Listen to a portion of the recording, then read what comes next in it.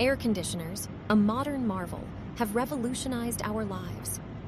Did you know the first air conditioner was invented in 1902 by Willis Haviland Carrier to control humidity at a printing plant?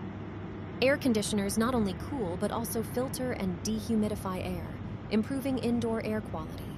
They're energy efficient, with advanced models using up to 50% less energy than their predecessors. In the US, AC is so ubiquitous that it consumes more electricity than any other household appliance. Interestingly, the Antarctic's McMurdo Station has an AC unit, ensuring a comfortable climate even in the world's coldest place. AC units have indeed become indispensable in our modern world.